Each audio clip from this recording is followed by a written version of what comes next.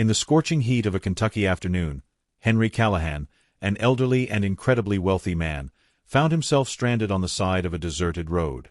His luxury car, a shiny black sedan that symbolized years of success and fortune, sat idle, rendered useless by a flat tire. Henry, used to resolving problems with a simple call, took out his cell phone and dialed assistance. The intermittent signal turned each attempt into a frustrating battle. He tried again, and once again. Each call was interrupted by automated messages or line drops. Sweat dripped down his forehead as he pressed his cell phone to his ear, almost begging for a signal. "Please, just a decent connection," he muttered, frustration starting to take over. After the fifth unsuccessful attempt, Henry threw his cell phone onto the passenger seat with a heavy sigh. He felt helpless, isolated, and, for the first time in a long time, truly vulnerable. Suddenly, the sound of footsteps on gravel caught his attention. Appearing out of nowhere, a young man named Nathan, just 14 years old, approached with a curious and confident look. Their simple clothes were dusty, and their worn-out shoes told stories of a life of hard work. Without hesitation, Nathan offered to help. "Sir, you look like you could use a hand here. I can change that tire for you." Henry, surprised by both the unexpected appearance and the boy's disposition, hesitated for a moment. There was something magnetic about the way Nathan spoke, a mix of simplicity and assurance that contrasted with his age. "Do you know how to do this?" Henry asked, still suspicious. "Of course I know. My father taught me since I was little," replied Nathan with a brief smile, already crouched next to the car. His movements were quick and precise, as if he had done this 100 times before. As he worked, Henry couldn't look away. There was something inspiring about this young man, something he couldn't explain. In a few minutes, the job was done. Henry tried to hand the boy some notes, but Nathan shook his head firmly. "No need, sir. My father always says kindness is priceless." These words, so simple and profound, echoed in Henry's heart in a way he hadn't expected. "At least tell me your name," he asked, feeling a strange urgency to know more about this extraordinary young man. "Nathan," replied the boy with a modest smile, before turning and walking down the dusty road, disappearing into the horizon. As he resumed his journey, Henry could not put the encounter out of his mind. There was something extraordinary about the simplicity of that gesture. Nathan's dignity, his unshakable confidence, and his refusal to accept any reward touched the man deeply. For the first time in many years, Henry felt a spark of something he had forgotten, the humanity that transcends wealth and power. Back at home, Henry couldn't forget Nathan's gesture. He sat in his favorite armchair, surrounded by a luxurious room filled with artwork and furniture from renowned designers, but nothing seemed satisfactory that night. The image of the boy, with his simple clothes and genuine smile, hovered in his mind like a persistent memory. "How can someone have so little and still give so much?" he muttered to himself, thoughts flowing in waves of wonder and guilt. He reflected on the stark difference between their lives. While he possessed more than he could spend in a lifetime, this young man carried wealth that no money could buy. The next day, driven by mixed feelings of curiosity, gratitude, and an inexplicable need to understand more about Nathan, Henry decided to look for him. He remembered a detail mentioned by the boy, Harlan, the name of a nearby town. He drove there, passing narrow roads and modest houses, until he finally found a small residence that seemed to match the simplicity he imagined for Nathan. Henry parked the car and walked to the porch. Before he could knock on the door, a kind-looking woman with a tired face opened it. "Can I help you?" she asked, looking at the well-dressed man in front of her with a mixture of curiosity and caution. "My name is Henry Callahan," he began, adjusting his posture. "Yesterday, your son, Nathan, helped me on the road. I'm here to thank you and, if possible, repay the kindness." The woman's face softened when she heard her son's name. "Ah, Nathan. He's always willing to help others. I'm Emily, his mother. Come in, please." Henry entered the modest but welcoming house. He noted the simple furniture, the walls with family photos, and the air of dignity that permeated the room. Emily began to tell her about their lives, how hard they worked to maintain the house, and how Nathan had always been a special boy, with a big heart and a precocious sense of responsibility. While they were talking, Nathan appeared in the backyard, fiddling with something with his hands, probably an old tool. Henry walked over to him, feeling a lump in his throat. "Nathan," he called, and the boy turned around with a wide smile. "Mr. Callahan, what are you doing here?" Nathan asked, clearly surprised. "I needed to see you again," said Henry, approaching. "I really wanted to thank you for what you did yesterday. You could have walked right by, but you chose to help.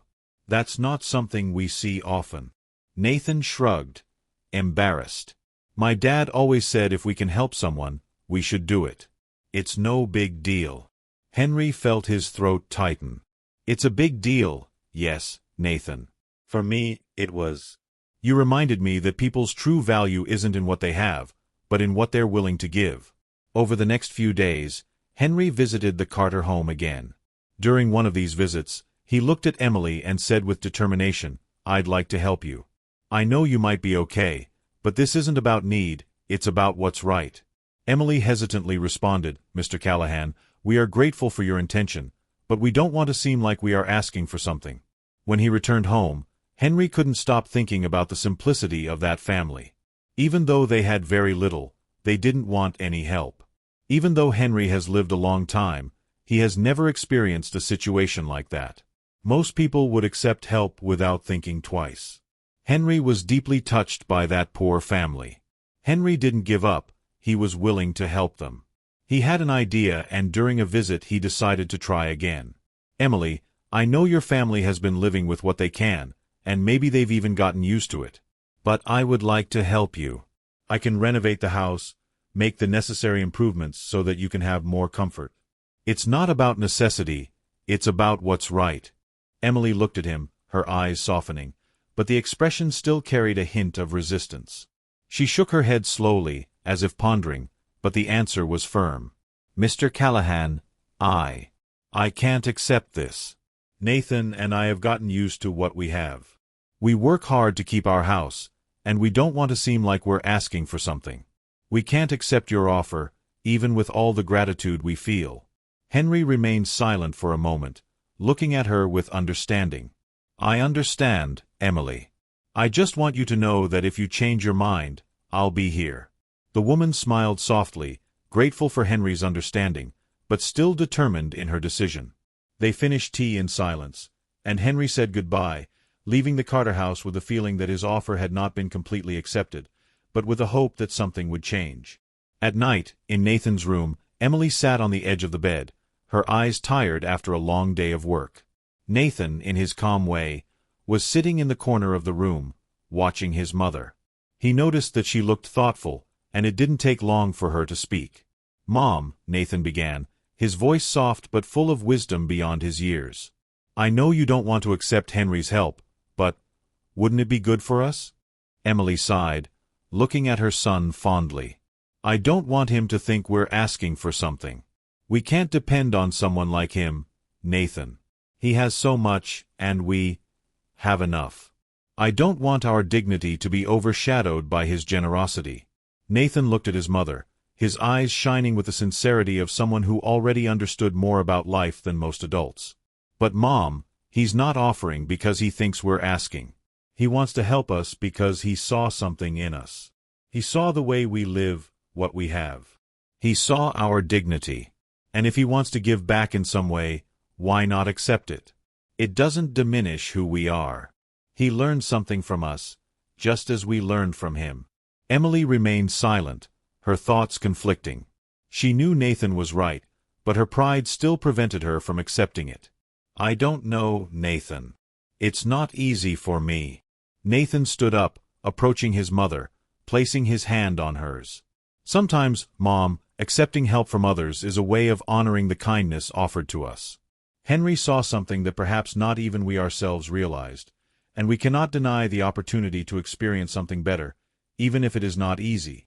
Emily looked at her son, and for the first time, she felt a weight lift. Nathan was right. Sometimes pride needed to be set aside to accept something greater. "You're right, Nathan. I'll call him tomorrow." The next day, in the morning, Emily was in the kitchen, preparing breakfast, when the phone rang. She picked up the phone, hesitated for a moment, and then dialed Henry's number. "Mr. Callahan?" She spoke, her voice firm but with a softness that reflected her decision. "This is Emily Carter. I wanted to talk to you about your offer. After thinking it over, Nathan and I have decided to accept. If you are still willing to help, we would like to accept your generosity." Henry, on the other end of the line, smiled when he heard her voice. "Of course, Emily. I'm so happy to hear that. I'll arrange everything. There's no rush, we'll do it at your pace." "Thank you, Mr. Callahan. And thank you for your patience." Henry responded with sincere kindness. "It's my pleasure, Emily. I'll do it from the bottom of my heart." As she hung up the phone, Emily felt a mixture of gratitude and relief. She knew the decision was the start of something new for her family, something that could change their lives in unexpected ways. With the decision made, Henry wasted no time. He hired a team of experienced workers, who began arriving every day with their tools and materials. Henry was there every day, closely monitoring progress, ensuring that everything was done with the greatest care and quality possible. He personally supervised even the smallest details, from repairing the roof to painting the walls, always looking for ways to make the house more comfortable and welcoming. Emily and Nathan watched, in awe, at Henry's dedication. At first, the family felt uncomfortable with the magnitude of the help they were receiving, but over time, they began to see the positive impact the renovations were having on their lives. Nathan, who has always been curious and skilled with his hands, soon got involved in the process. He closely observed the workers, learning how the professionals used their tools and coordinated tasks. The young man was fascinated by what he saw and, over the weeks, he began asking workers to teach him the basics of construction. Henry, seeing the boy's genuine interest, offered to guide him, giving him simple tasks, such as helping organize materials or measuring and cutting some pieces. Nathan's excitement was palpable. Not only did he help with home renovations, but he also found himself increasingly interested in the possibility of pursuing a career in the construction industry. "I can do this," he thought to himself, seeing his future expand before his eyes. When the work was finally completed, the Carter home had been transformed. The new roof, the fresh walls, and the now more organized and comfortable space provided a much more welcoming environment. The house, once simple and somewhat dilapidated, now reflected a sense of renewal and possibility. Emily, with tears in her eyes, looked around the house and said, "I don't know how to thank you, Henry. This is more than just a renovation. This is a new life for us." Nathan, with a genuine smile, added, "You have no idea how much this means to us, Mr. Callahan. You changed our home, but you also changed our lives." Henry felt a tightness in his chest, a mixture of satisfaction and emotion.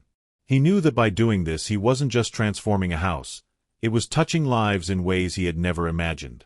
For the first time in a long time, Henry felt like he had found a deeper purpose. Impressed by Nathan's interest in construction and its potential, Henry began thinking about how he could help him further. He knew Nathan had the talent and passion, but he needed more than just the hands-on experience he was gaining in home renovation. It was then that Henry had an incredible idea. "Nathan," Henry began, his voice firm but gentle, "I wanted to talk to you about something." Nathan looked at him, with a curious but cautious expression. He was already used to Henry's generosity, but he knew that this was a man who always had something important to say. "Of course, Mr. Callahan." What it was. Henry came over, sitting next to Nathan on the porch. The sky was dyed orange and red, reflecting a peace that contrasted with the intensity of the moment. "You have shown impressive skill. I saw how dedicated you were to working on renovating your home and how well you have done in your internship. You have a gift, Nathan, something that many only discover too late." Nathan, with a shy smile, looked at the floor. I'm just doing what I like. My father taught me to work hard and do what is right. I never imagined it could take me somewhere." Henry shook his head, with a serious expression. "You're going to a very big place, Nathan. And that's why I'm here. I want to help you get there." Nathan looked up, confused. "Getting where, Mr. Callahan?" Henry took a deep breath before continuing, his eyes fixed on Nathan's. "I know you have a bright future ahead of you. You have the talent, the desire to learn, and, above all, the character that few have. Therefore, I decided to finance his construction course. I want you to have the opportunity to really learn, to specialize, to become a professional in the field. I believe in you, Nathan." The world seemed to stop for a moment. Nathan looked at Henry, his heart pounding. He had never imagined that something like this was possible. He had started working from a young age, always worried about helping his mother and keeping things running. But a course? A chance to delve deeper into what you loved? It was too distant a dream for him to even consider. "But, Mr. Callahan, I don't know what to say," stammered Nathan, the words failing in his mouth. "I never imagined I could study something like this. I always thought I would have to work hard all the time, just to survive. This is too much for me. I don't know if I deserve it." Henry interrupted him with a soft smile, placing a hand on Nathan's shoulder. "You deserve it, Nathan. We all deserve a chance. And you have more than enough to make it work. I see in you something that is rare. You don't need to be afraid to dream big.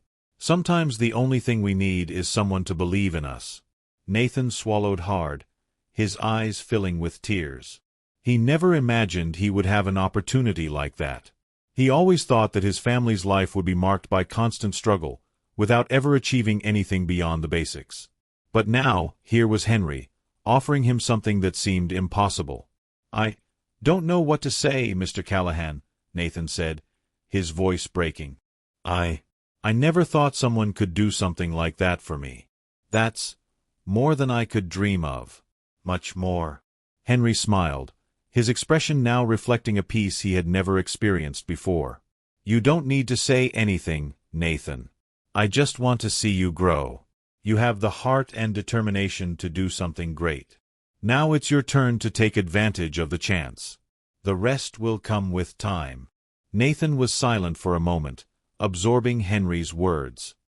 He felt a mixture of disbelief and gratitude so deep that it almost made him feel small in the face of the man's generosity. But at the same time, there was a flame burning inside him, a flame of hope and ambition that he had never known existed. "I'll do it, Mr. Callahan," said Nathan finally, his voice firmer. "I will seize this opportunity and do everything I can to honor your trust. I will never forget what you did for me." Henry placed his hand on Nathan's chest as a symbolic gesture of encouragement. "You're not doing this for me, Nathan. It's for you. For your mother. For everything you have done together. And I will be here to support you every step of the way." Nathan looked at him, his eyes shining with excitement. "I don't know how to thank you, but I'll do my best, I promise. This is more than an opportunity. It's a chance to change everything." Henry stood up and extended his hand to Nathan, who, with an emotional smile, shook it tightly. "I believe you, Nathan. Now, it's time for you to believe in yourself. You have a bright future ahead of you, Nathan," said Henry in one of their conversations. "I want you to have the tools and knowledge to achieve your dreams. I will pay for your studies, and, if you want, I can help you get an internship at one of the engineering companies I work with." Nathan was speechless, gratitude overflowing his eyes. He never imagined that one day he would have the chance to study and specialize in something he loved so much. With Henry's support, he began attending classes and, a few months later, began an internship at an engineering company, where he learned even more about the craft that fascinated him so much. As the months passed, Nathan and Emily's lives changed in unexpected ways. Nathan was excelling in the course and internship, and his confidence was only growing. Emily, who had always worried about her family's financial stability, now felt a peace of mind she had never experienced before. The house was comfortable, and the future looked promising. Henry, in turn, felt more fulfilled than ever. With each of Nathan's achievements, he felt immense joy, as if he were part of his own family. He knew that by helping Nathan, he had not only given him an opportunity, but he was also investing in a future that was not his, but that was somehow now part of his story. On a quiet afternoon, after another day of work, Henry was sitting in his favorite armchair, watching the sunset through the window. He reflected on everything that had happened in the last few months. Nathan's life, Emily's life, and his own life had changed in ways he never could have predicted. He remembered the day he met Nathan, when the young man told him that kindness was priceless. Those words had stuck with him, and now he truly understood what they meant. Henry had spent his life accumulating material wealth, but he had never known what it was like to have a true purpose, something that was more important than any material possession. True wealth, he thought, is not in what we own, but in what we give to others. People's worth is not measured by their possessions, but by the kindness they have in their hearts and the way they touch the lives of those around them. Henry smiled, knowing that even though he had never been poor, he had finally found something he had never known was missing: the true meaning of being rich. If you liked this story, don't forget to like and subscribe to the channel. Here, you will find exciting stories every day, made to touch your heart. And I'm sure that the story that's appearing on the screen now will move you too. Don't miss it.